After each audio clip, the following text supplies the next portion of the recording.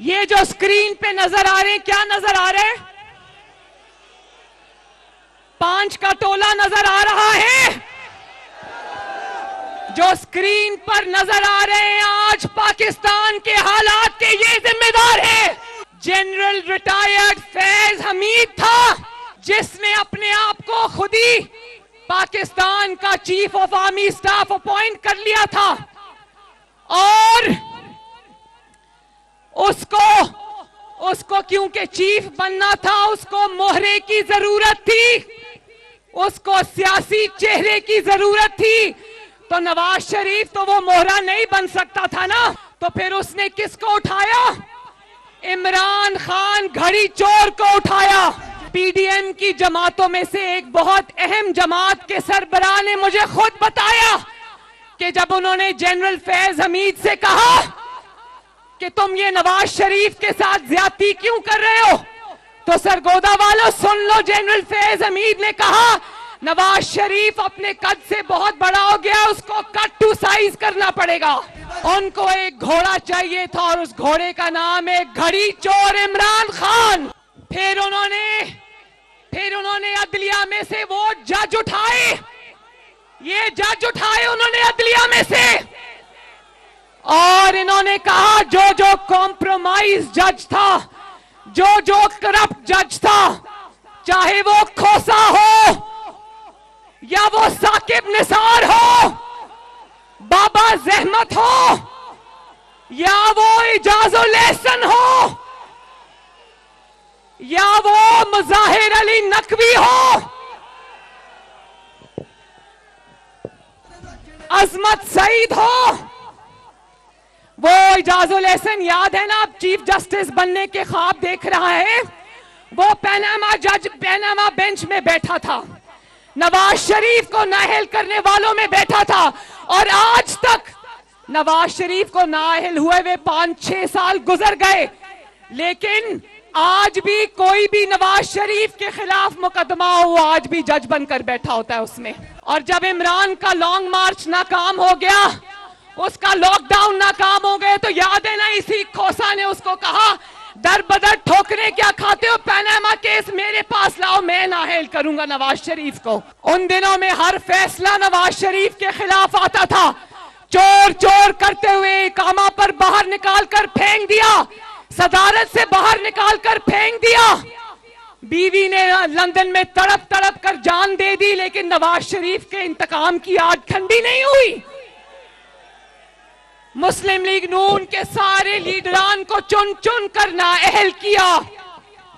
आज जब एस्टैब्लिशमेंट ने इस बदबूदार गंद जिसका नाम इमरान खान है, इसको अपने कंधों से गंद का ये टोकरा उठाकर फेंक दिया, तो ये टोकरा आज इन 2-3 जजेस ने उठा लिया।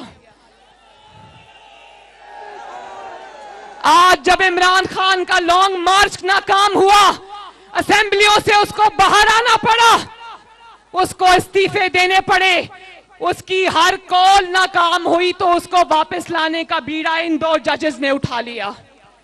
आज जब इमरान खान की सियासी मौत नजर आ रही है, तो सियासी मौत को जिंदगी देने जस्टिस मुजाहिर अली नकवी और जस्टिस इजाजुल एहसन आज फिर मैदान में आ गए। ये फैज की बाकियात है, फैज की, वो आज भी कहीं बैठ के ऑपरेट कर रहा है। सरगोदा वालों, फैज को इमरान खान से मोहब्बत नहीं है, ये सब वो इमरान खान से मोहब्बत के लिए नहीं कर रहा, ये सब उसके जराइम का खौफ है जो उसने 5 साल में की और दीदा दलेरी से की। माब उमर अता बंदयाल साहब, सरगोदा के अवाम को पता है बेंच फिक्सिंग हो रही है, आपको क्यों पता नहीं है कि बेंच फिक्सिंग हो रही है? और केस देखो, यही जस्टिस इजाजुल एहसन और मुजाहिर अली नकवी साहब ने, वो लाहौर में सीसीओपीओ की ट्रांसफर हुई जो पंजाब के अंदर, लाहौर के अंदर, वो इन्होंने रोक दी, वो केस का खुद ही नोटिस ले लिया, और फिर वो डोगर को, जो इमरान खान का आदमी था, उसको वापस लाके लगा दिया। और वो केस सुनते, और उसको कहा भाई तुम इमरान खान के आदमी हो, तुम्हें हम कहीं नहीं जाने देते, तुम्हें यही रखेंगे हम। और उसके बाद वो केस सुनते सुनते अचानक इलेक्शन पर पहुंच गए। अच्छी बात है, मुस्लिम लीग नून इलेक्शन से नहीं डरती। अल्लाह ताला के फजलो करम से मुस्लिम लीग वो वाहिद जमात है जो आज इलेक्शन की तैयारी के लिए मैदान में उतरी हुई। डोगर का केस सुनते सुनते बात इलेक्शन पर जा पहुंची और 9 मेंबर बेंच बनाया, उसमें फिर इन दोनों जजेस को डाल लिया। उनकी ऑडियो सामने आ गई। ऑडियो में कहा जा रहा है कि इनका बेंच बनाना, यास्मीन राशिद कह रही है कि सुप्रीम कोर्ट में साढ़े बंदे बैठे हुए ने। फिर बजाय इसके कि इन दोनों जजेस को एहतसाब के कटहरे में खड़ा करते, उस बेंच में वो 2 जजेस जो सीनियर मोस्ट हैं, जिनके किरदार पे किसी ने कभी उंगली नहीं उठाई, जिनकी इंटेग्रिटी पे कभी किसी ने उंगली नहीं उठाई, उन दोनों जजेस को शामिल नहीं किया, इन दोनों जजेस को बिठा दिया। आप ये जांचने बैठ गए कि इलेक्शन कमीशन की क्या जिम्मेदारी है। आप ये जांचने बैठ गए कि हुकूमत पाकिस्तान की क्या जिम्मेदारी है। आप ये जांचने बैठ गए कि गवर्नर की क्या जिम्मेदारी है। बजाय जरूर जांचें, जरूर पूछें, मगर क्या कभी अपनी बुनियादी जिम्मेदारी का अहाता किया आपने?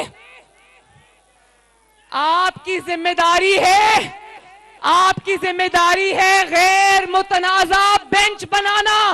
क्या वो जिम्मेदारी आप पूरी कर रहे हैं? जब इन ऑडियो लीक्स के बाद भी इन दोनों जजेस को बेंच में शामिल किया तो यकीन करो सरगोदा वालों, लोगों ने हैरानी से और परेशानी से लोगों ने दांतों में उंगलियां दबा ली।